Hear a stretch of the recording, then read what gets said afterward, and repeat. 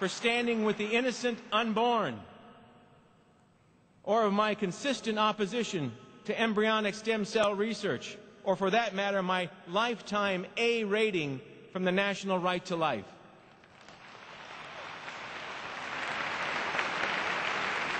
In fact, I am indeed proud of my lifetime rating of 97.8 from the American Conservative Union. That's higher, by the way, than any announced or even potential candidates to be announced later. Any of the announced candidates running for President of the United States, 97.8. I'm proud of it. It is the highest rating of the American Conservative Union over a lifetime. It's not just yesterday. Another thing for which I will never apologize, I'll never apologize for America. It's the last best hope of Western civilization. Let's face it, no one flees the United States for a better life, say, in Pakistan.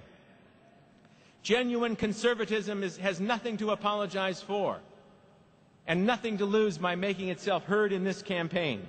Conservatism has won before and it will win again, but only when we decide once and for all to discard these meaningless qualifiers. Conservatism doesn't need an adjective. It needs a leader.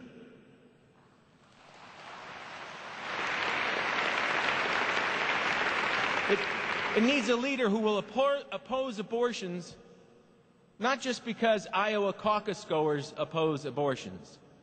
It needs a leader who knows that abortion is wrong because God said, I knew you when you were in the womb. He wasn't talking about a mass of cells. He was talking about you and you and you and me in the womb. People. We need a leader who believes in a strong national defense because our enemies are psychopaths and our allies are the French. We need a leader that believes in enforcing our immigration laws because the first part of illegal immigration is illegal.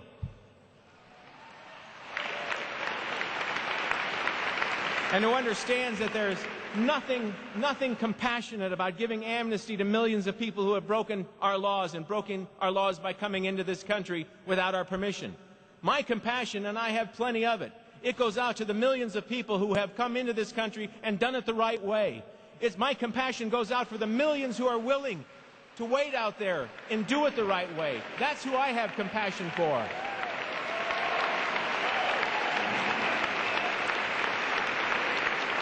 But we should not be surprised. We should not be surprised by the rush to the right, by the host of new conservative converts during a Republican presidential primary. It's just that I wish those conversions, and you know, they're supposed to really occur on the way to Damascus, not on the road to Des Moines.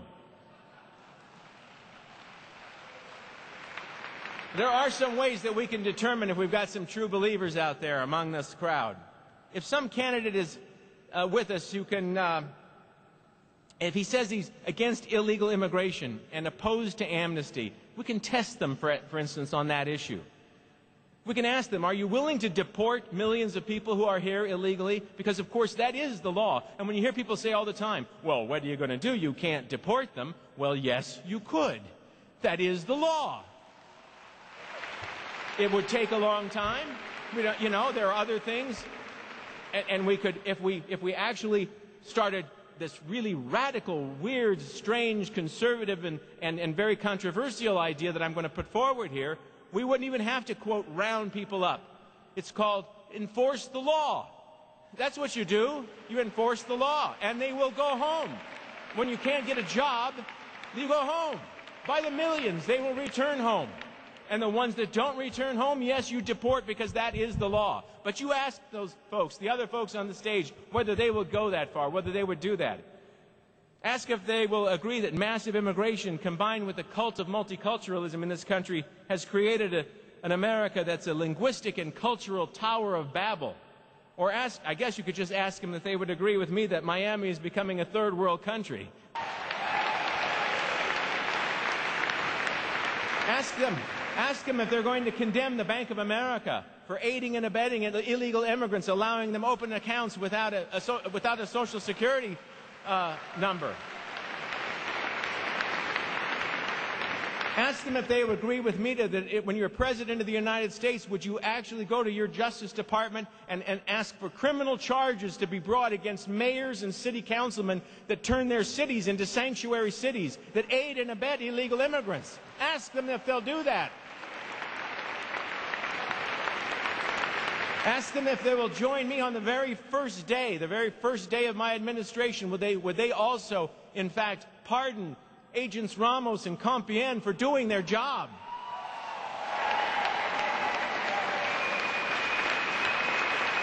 I guarantee you that not a single one of these so-called top-tier candidates will do it. They will not acknowledge that. They will not acknowledge what millions and millions of people actually see happening in their own communities every single day.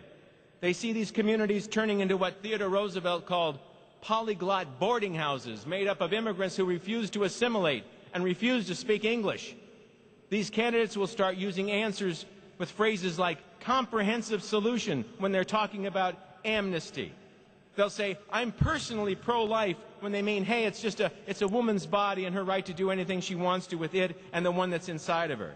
If these phrases sound like they come from political handlers, it's because they do. They are designed to shield politicians from their principles, not to reveal truth, but to obscure it, to leave conservatives wondering what politicians really believe and intend to do. It's from these phrases, such as these ones written by political hacks, that we need to turn and shy away from. And it's one our movement must be rescued from. If you want to call me a single-issue candidate, that's fine, so long as you know that my single issue is the survival of the America that we've been blessed to inherit. You are, like me, if you are, like me, hoping that our presidential nominee in 2008, who is a real deal, someone you can really vote for, someone to be excited about, someone to get the juices flowing, someone you can truly believe in. Maybe it's the case in this world where presidential campaigns expect to raise $1 million a week and ramp up national campaigns more than a year in advance, that a small band of patriots cannot make a difference that it once could. But I don't believe it. In a world at war, at very risk of Western civilization, and with the Supreme Court potentially one death or retirement away from reversing Roe versus Wade, with a baby boom budget-busting retirement looming, and with Bill Clinton already measuring the drapes in the White House, conservatives cannot afford to sit this one out. We are supposed to be just another interest group, acting coy, sizing up political suitors, holding out for the best deal that our leaders can cut. The conservative movement is not supposed to choose a candidate, it's supposed to produce a candidate. That's why I'm here today, to give voice to every conservative in this country, unheard, unrepresented by the current slate of candidates, to sound the first principles of our movement, freedom, security, and as an exclamation point rather than a campaign full of hyphens and question marks, to remind our party upon the principles on which we pass, upon which